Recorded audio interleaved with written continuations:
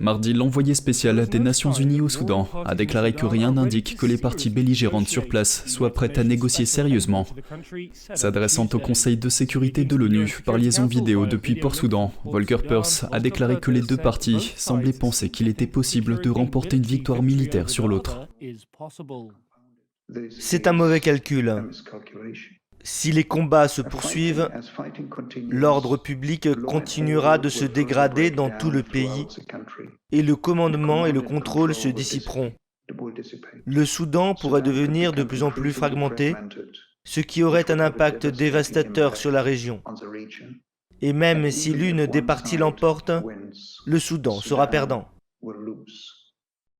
Les combats entre les forces armées soudanaises et les forces paramilitaires de soutien rapide ont éclaté le 15 avril. Les deux parties ont convenu d'un cessez-le-feu de 72 heures à compter de mardi, qui selon Perthes semble encore tenir dans certains endroits jusqu'à présent. Toutefois, nous continuons à recevoir des rapports faisant état de combats et de mouvements de troupes. Certains hôpitaux ont été détruits lors des violences qui ont transformé des zones résidentielles en champs de bataille et déclenché une crise humanitaire.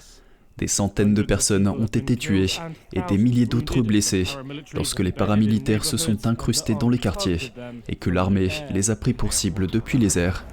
Des milliers de personnes ont fui la capitale, mais beaucoup, comme Bandar de Welbait, analyste de données, restent piégés chez elle. Dans cette vidéo, lui et un ami ont pris le risque de s'aventurer dans les rues à la recherche d'eau. J'ai l'impression que si nous ne mourions pas à cause des balles réelles ou d'une bombe, voire d'un lance-roquette ou d'une bombe aérienne, nous pourrions mourir de faim et de soif.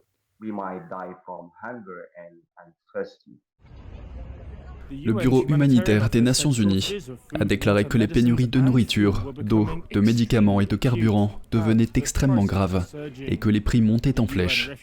L'Agence des Nations Unies pour les réfugiés a prévu que des centaines de milliers de personnes pourraient fuir vers les pays voisins. S'exprimant devant le Conseil de sécurité, le secrétaire général de l'ONU, Antonio Guterres, a qualifié la violence et le chaos de déchirants. Une guerre prolongée à grande échelle est insupportable à envisager.